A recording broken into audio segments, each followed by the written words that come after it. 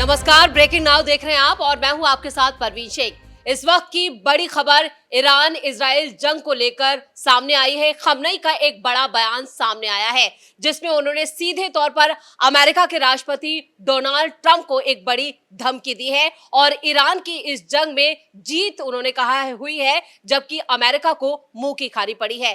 क्या है पूरी खबर, इस पर ज्यादा अपडेट के लिए मेरे साथ जुड़ रहे हैं कैपिटल टीवी के executive editor Rajeev Kumar. Sir, Khamenei का जो बयान आया, पहले तो इतने दिन हो गए, 2 हफ्ते से वो गायब थे, अचानक से आते हैं और सीधा ट्रंप को चुनौती। देखिए, वो तो गायब होना ही था। युद्ध के समय वो कभी बंकर में छुपा था, कहीं भागा फिर रहा था, और उसके बाद जब सीज फायर की घोषणा हो गई तो वो अपने आप को ईरान में सुप्रीम लीडर के तौर पर कैसे स्थापित करेगा। कुछ तो बातें करनी होगी, कुछ तो बताना होगा कि इस पूरे युद्ध के दौरान ईरान कितना आक्रामक रहा।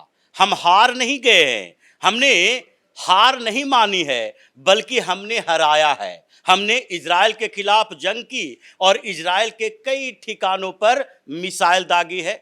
हमने अमेरिका के खिलाफ जंग की और हमने अमेरिका के एयरबेस को टारगेट किया, जो मिडिल ईस्ट में सबसे बड़ा एयरबेस है। मतलब कतर में जो अमेरिकी एयरबेस है, हमने उसको टारगेट किया। इराक में हमने अमेरिकी बेस को टारगेट किया। तो इसलिए ये जीत अमेरिका इजराइल की नहीं है, बल्कि हम जीते, हम लड़ते रहे, ये खामनेई को बोलना पड़ेगा। अगर ये नहीं बोलता है तो फिर ईरान के लोग क्यों मानेगा कि खामनेई अभी भी सुप्रीम लीडर है, खामनेई हमारा सर्वे सर्वा है। फिर तो उसकी औकात कमजोर हो जाएगी और अपने औकात को बनाए रखने के लिए उसे स्टेटमेंट देना पड़ा। लेकिन बात यहां दूसरी है, क्योंकि अब खामनेई का काम तमाम होना है। यह तय है कि ट्रंप ने, यानी अमेरिका की तरफ से जो इजराइल ईरान युद्ध में सीधे अपनी भूमिका लाया गया, वो केवल इसलिए नहीं था कि परमाणु ठिकाने उसके तबाह करने हैं, परमाणु ये जो न्यूक्लियर इनरिचमेंट प्रोग्राम है वो उसको खत्म करना है, परमाणु बम नहीं बनाने देना है। केवल अमेरिका का इतना उद्देश्य हो ही नहीं सकता। इराक में अमेरिका का उद्देश्य क्या था? क्या इराक पर जो अमेरिका ने आरोप लगाया था कि ये ऐसे हथियार बना रहे हैं जो मास डिस्ट्रक्शन करेगा, क्या सद्दाम हुसैन के खिलाफ उसके जंग लड़ने की वजह यही थी? कहीं तो कोई ऐसे केमिकल वेपन नहीं मिले, मास डिस्ट्रक्शन के हथियार नहीं मिले, कोई भी वेपन ऐसा नहीं मिला।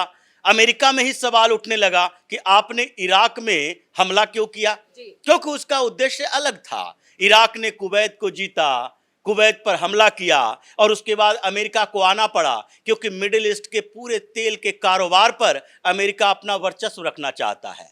इराक चैलेंज कर रहा था अमेरिका को, सद्दाम हुसैन चैलेंज कर रहे थे। इराक का मतलब उस समय सद्दाम हुसैन था और इसलिए अमेरिका ने इराक को बर्बाद कर दिया। उसके बाद रिकंस्ट्रक्शन हुए तो फिर इराक के तेल के कुओं का ठेका अमेरिका के कंपनियों को मिलने लगा। रिजीम चेंज हुआ इराक में।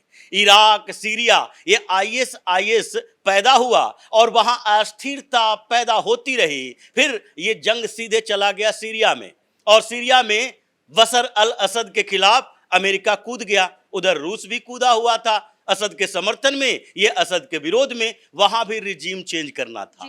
तो मिडिल ईस्ट में वर्चस्व के लिए कतर इसके पैकेट में है, अमेरिका के। यूएई अमेरिका के पैकेट में है। इन लोगों की सुरक्षा की जिम्मेदारी अमेरिका की है। सऊदी अरब अमेरिका के साथ है। बचा कौन?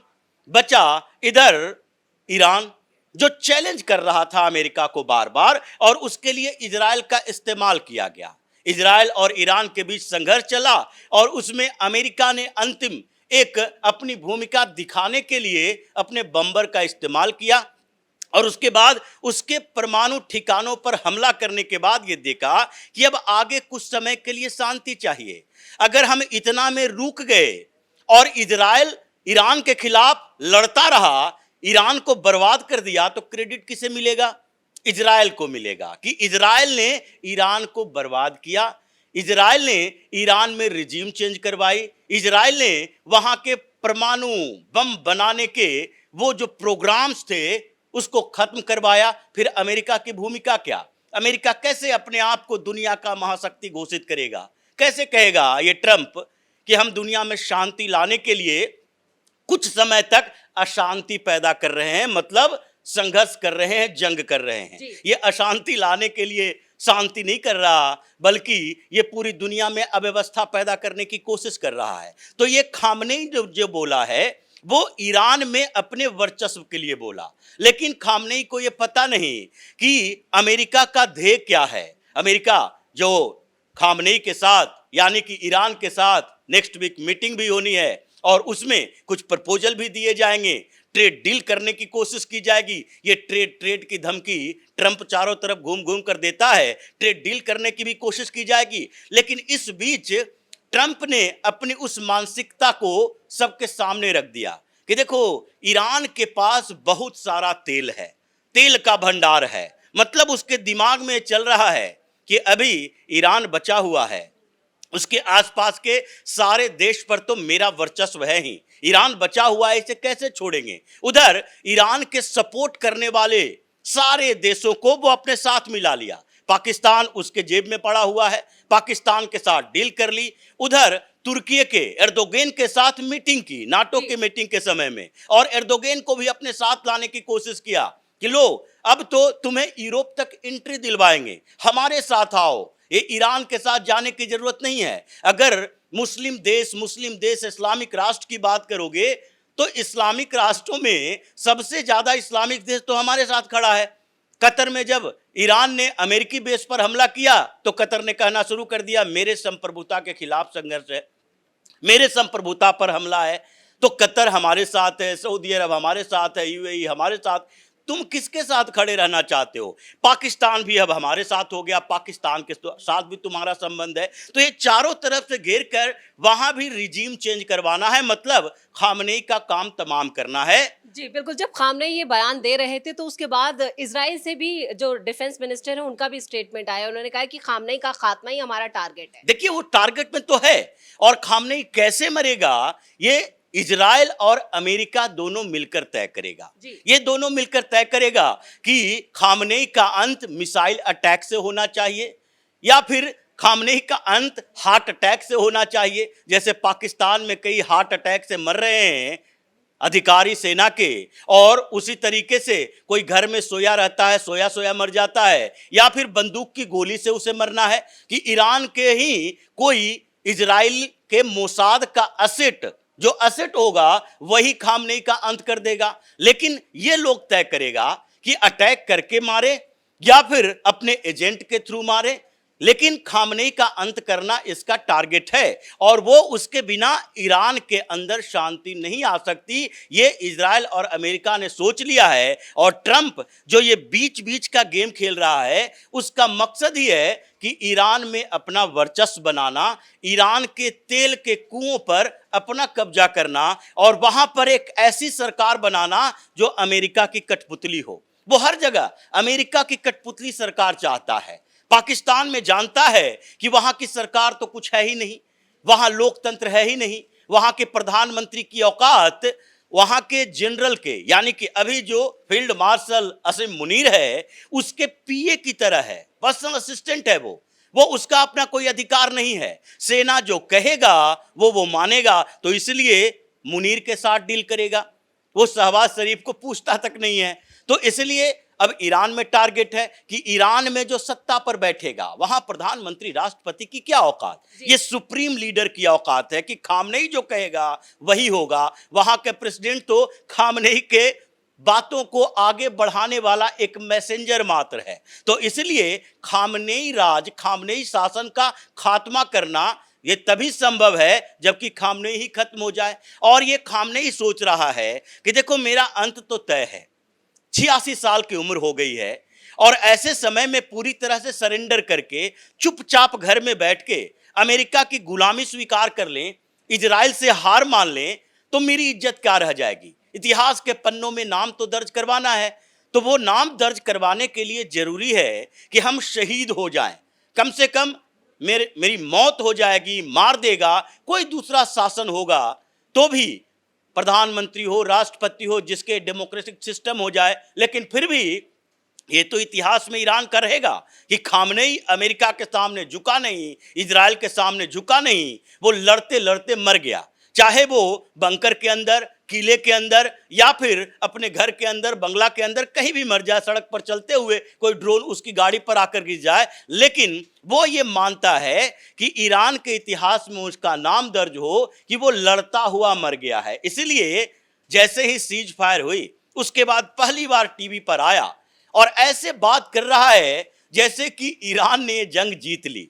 तुम्हारे घर में घुस घुस कर तुम्हारे ठिकानों पर हमला किया, तुम्हारा 1/3 मिसाइल लॉन्चिंग पैड खत्म कर दिया, तुम्हारे न्यूक्लियर ठिकानों को ध्वस्त कर दिया, तेहरान में तबाही मचा दी, कई शहरों में बम गिराए, तुम्हारे एयर स्पेस पर कब्जा कर लिया।